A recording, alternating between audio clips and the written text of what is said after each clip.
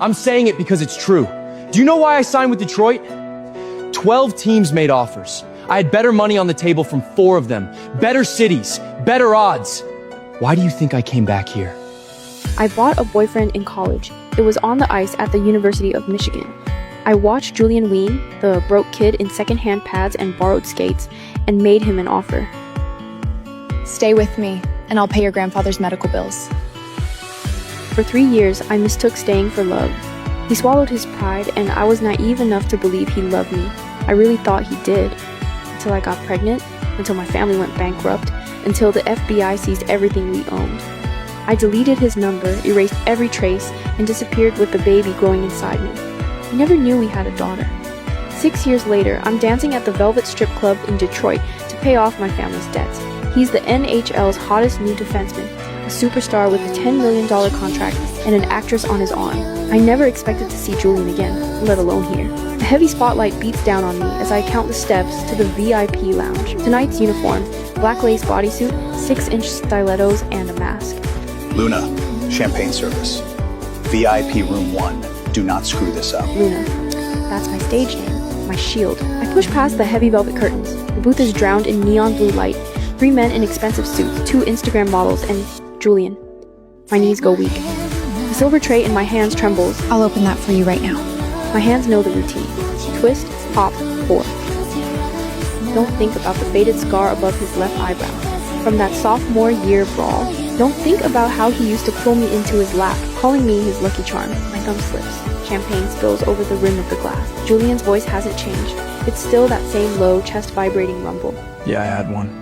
Whatever happened to her? Silence stretches out like a blade. I keep pouring, watching the bubbles rise and burst. She left. That's all I know. So cold. My face burns. I set down the bottle and turn for the door. Wait, My heart lurches to a stop. I freeze. turn around. Did he recognize me? Impossible. I'm wearing a mask, the father of my child. I counted my own heartbeats, each one a fist against my ribs. Is there a problem, sir? I forced my voice flat. Take off the mask. I can't. It's against club policy. I'll buy it. He said, his tone glacial. Take it off. My fingers found the silk ties at the back of my head. My body reacted before my mind could catch up. It remembered him. The lace fell away. I heard the hitch in his breath, felt his eyes burn into my back. Eve. His voice broke on my name. Julian stood. I heard the creak of expensive leather, felt the heat of him closing in. That sandalwood cologne hit me like a punch, the one I'd bought for his 21st birthday. The one I'd sprayed on my pillow for months after I left. Turn around. Slowly I turned. Up close, the boy I knew was gone.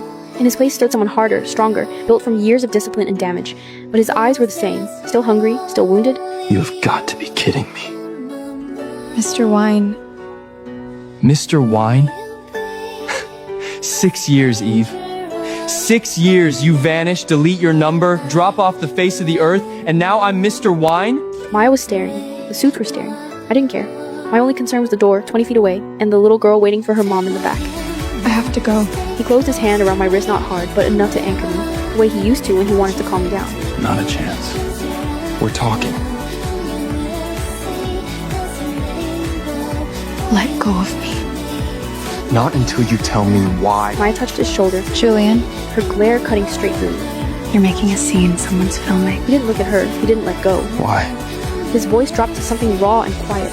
Why did you just disappear? The real answer was burning a hole through my chest. Because my family was destroyed, you had just been drafted, and I would not be the anchor that dragged you under. Because I got bored. It was just a college fling, Julian. It ran its course. His jaw locked. Fine. Something shattered behind his eyes. You want to do this the hard way? He pulled out his wallet and threw a stack of cash onto my tray. $500. Strip now. I've never taken a private client at this club. Marco knows it. The other girls know it. Luna doesn't do extras. But Marco also knows what $500 looks like. He knows the name Julian Ween, and he knows when to look the other way. 20 minutes. Don't screw this up, Luna. He's got the owner's cell. One call and we're all out on the street.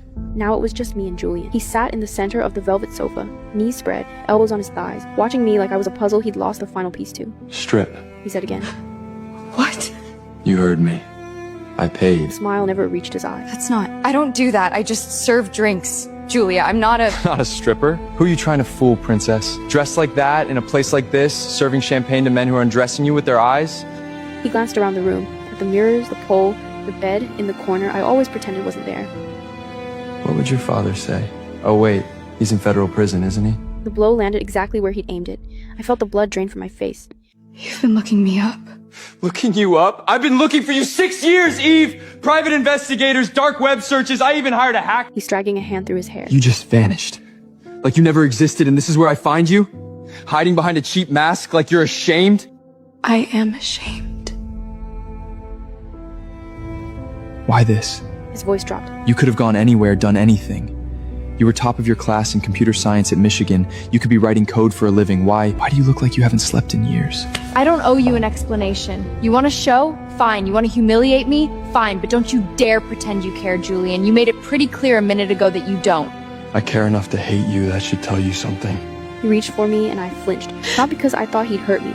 Julian had never once hurt me. But because his touch could still undo me. Because I still remembered those hands sliding under my sweater, tracing up my spine the way you memorize something you're afraid of losing.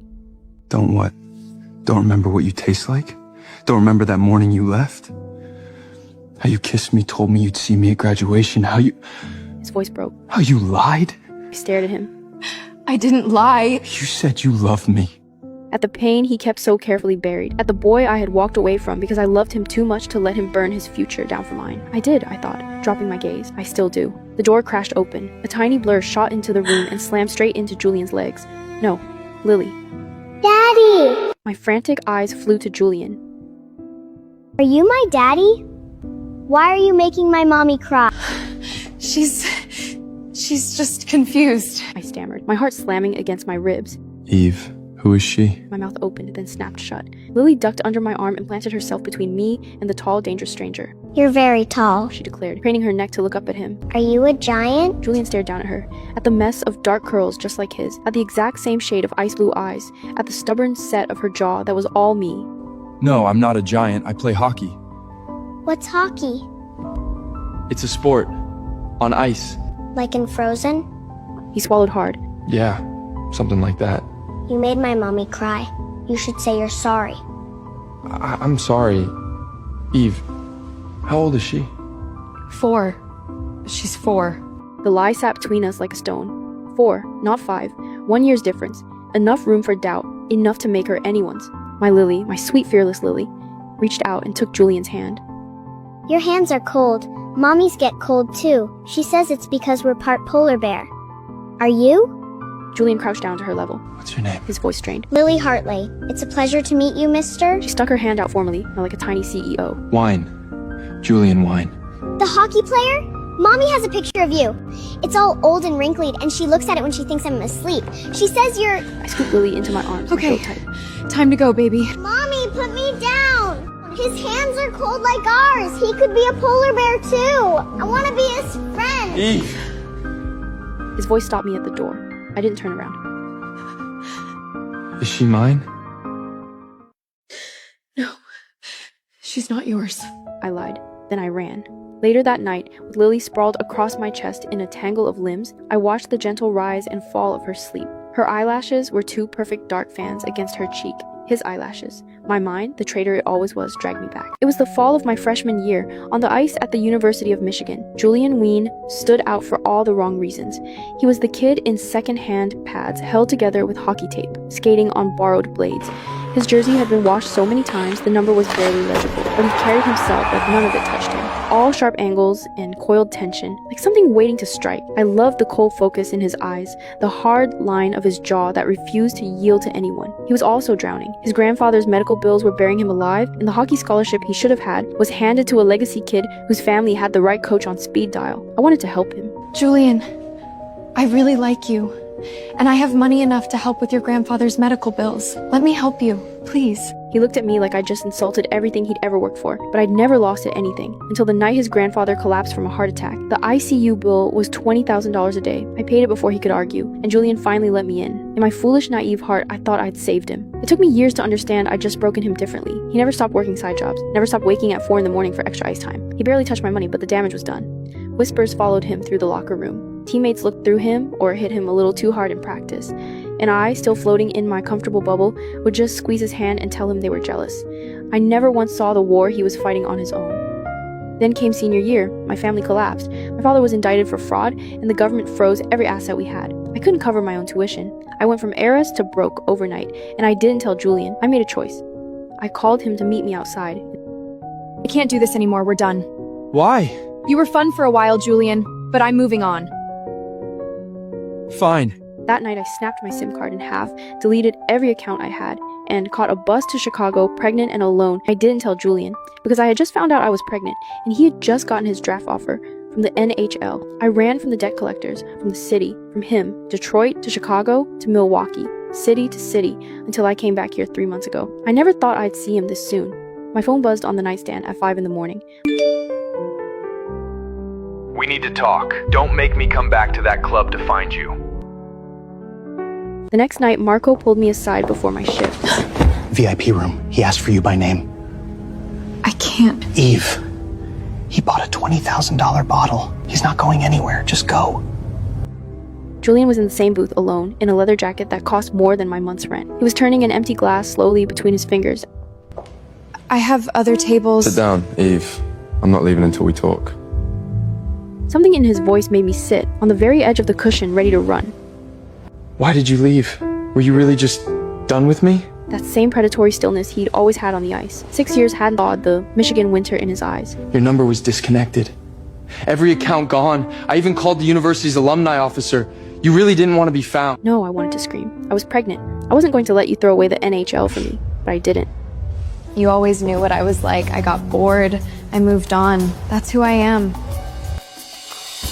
I don't believe you. Suit yourself. Is Lily my daughter? It landed like a blindside check, and I felt it in my teeth. No. Don't lie to me, Eve. Not about this. She's not yours. Then whose is she? Someone steady you found after everything fell apart? Your fiancé, Ivan? Is that his name? Stop. How can I?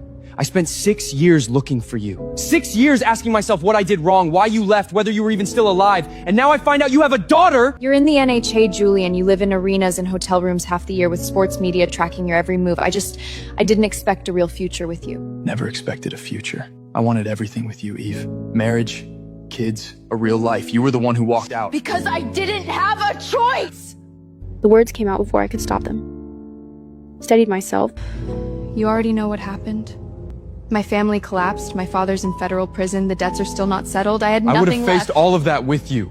That's easy to say now. I'm saying it because it's true. Do you know why I signed with Detroit? 12 teams made offers. I had better money on the table from 4 of them. Better cities, better odds. Why do you think I came back here?